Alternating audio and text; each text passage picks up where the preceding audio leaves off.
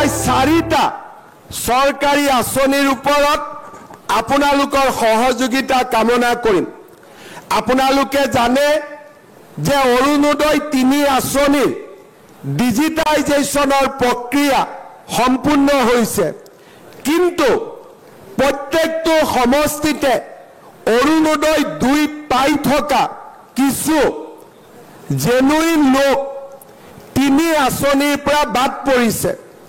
দ্বিতীয়তে, আমাৰ হাতত প্ৰত্যেকটো সমষ্টিতে কিছু দিব পৰা হিতাধিকাৰীৰ সংখ্যা ৰৈ গৈছে। আমি যাতে নতুন অৰুণোদয় অতি সোনকালে আৰম্ভ কৰিব পাৰোঁ, মই ডিব্ৰুগড়ৰ বিধায়কসকল আৰু আমাৰ কাৰ্যকৰ্তাসকলৰ সহযোগিতা বিচাৰিছোঁ, যাতে 30 জুনৰ ভিতৰত আমি অৰুণোদয় প্ৰক্ৰিয়া সম্পূৰ্ণ কৰিব পাৰোঁ। মুখ্যমন্ত্ৰীৰ মহিলা উদ্যমিতাৰ আমি ইতিমধ্যে তালিকা প্ৰকাশ কৰিছোঁ, কোন মাহত কোন সমষ্টিত আমি এই ধন আমি বিতৰণ কৰিম।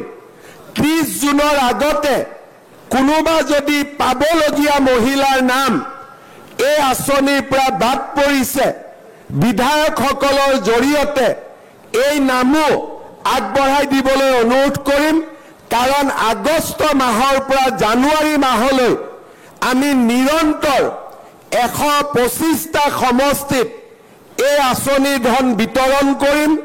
30 জুনৰ পিছত তাক আৰু আমি ঠিক কৰাৰ বাবে সুবিধা নাথাকিব।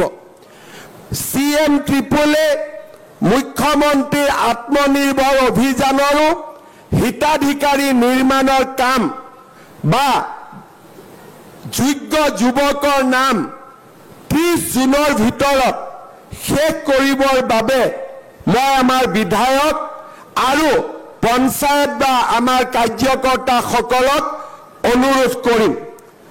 ঠিক তেনেধৰণে আমাৰ চৰকাৰে লোৱা প্ৰত্যেকটো আঁচনি আমি যাতে জুনৰ ভিতৰত সম্পূৰ্ণভাৱে জিলা পৰ্যায়ৰ পৰা ইয়াৰ কাম শেষ কৰিব পাৰোঁ, তাৰ বাবে মই আপোনালোকৰ সহযোগিতা বিচাৰিম, যাতে এই কেইটামান দিন আমি খুব চিনচিয়াৰলি চৰকাৰী আঁচনি কেইটাৰ কাম আমি সমাপ্ত কৰিব পাৰোঁ। কাৰণ অসমৰ ৰাইজে আশা কৰিছে যে যোৱা 4টা বছৰত আমি যিমানবিলাক ঘোষণা কৰিলোঁ, প্ৰত্যেকটো ঘোষণাক আমি যাতে বিধানসভা নিৰ্বাচনৰ আগতে বাস্তৱত ৰূপায়ণ কৰিব পাৰোঁ। চৰকাৰী বিষয়াসকলৰ দ্বাৰাই এই সকলোবোৰ কাম কৰা সম্ভৱ নহয়, কাৰণ মই দেখা পাইছোঁ অৰুণোদয়ত 40 লাখ, মহিলা উদ্যমিতাত 33 লাখ, মুখ্যমন্ত্ৰীৰ আত্মনিৰ্ভৰ অভিযানত 1 লাখ, চৰকাৰী চাকৰি 60,000, প্ৰায় অহা 6 মাহৰ ভিতৰত আমি 1 কোটি পৰিয়ালৰ ওচৰত যাব লাগিব। চৰকাৰী আঁচনি 1 কোটি পৰিয়ালক স্পৰ্শ কৰিব। এনে এক বিশাল কাম কেৱল মাত্ৰ চৰকাৰী বিষয়াসকলে কৰা সম্ভৱ নহয়, সকলোৱে এই আঁচনিত সহযোগিতা কৰিব লাগিব।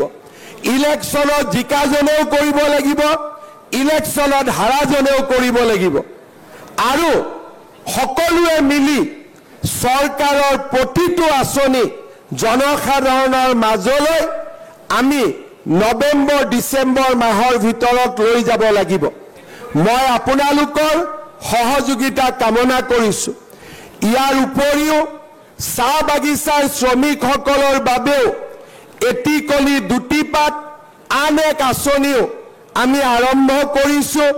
তাৰো হিতাধিকাৰী 30 জুনৰ ভিতৰত আমি নিৰ্বাচন কৰি শেষ কৰিব লাগিব।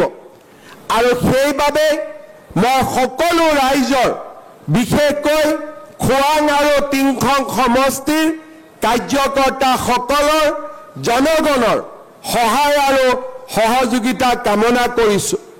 অহা 4-5 মাহত ৰাইজৰ মাজলৈ যিমানবিলাক আঁচনি আহিব, এই আঁচনিসমূহৰ একোটা মেছেজ থাকিব।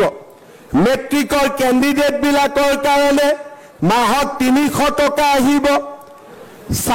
চাউলৰ লগত দালি, নিমখ, তেলৰ দাম কমিব। অৰুণোদয় আহিব, মহিলা উদ্যমিতা আহিব, এটিকলি দুটিপাত আহিব, আত্মনিৰ্ভৰ অসম অভিযান হ'ব, নতুন যুৱক যুৱতীয়ে চৰকাৰী চাকৰি হ'ব। এক অদ্ভুত জনসেৱাৰ ব্যাপক আৰু বৃহৎ কাৰ্যসূচী 15 আগষ্টৰ পিছত আমাৰ ৰাজ্যত কেতিয়াও কোনেও নেদেখা এক বিশাল জনসাধাৰণক সেৱা কৰাৰ কাৰ্যসূচী আৰম্ভ হ'ব। মই ৰাইজৰ সহযোগিতা বিচাৰিম আৰু সকলো ৰাইজৰ সহযোগিতাৰে প্ৰতিগৰাকী দুখীয়া, দৰিদ্ৰ আৰু মধ্যবিত্ত ৰাইজক আমি যাতে সেৱা কৰিব পাৰোঁ, তাৰ বাবে সকলোৰে অহা কেইটামান মাহত নিজক উৎসৰ্গিত কৰিব লাগিব।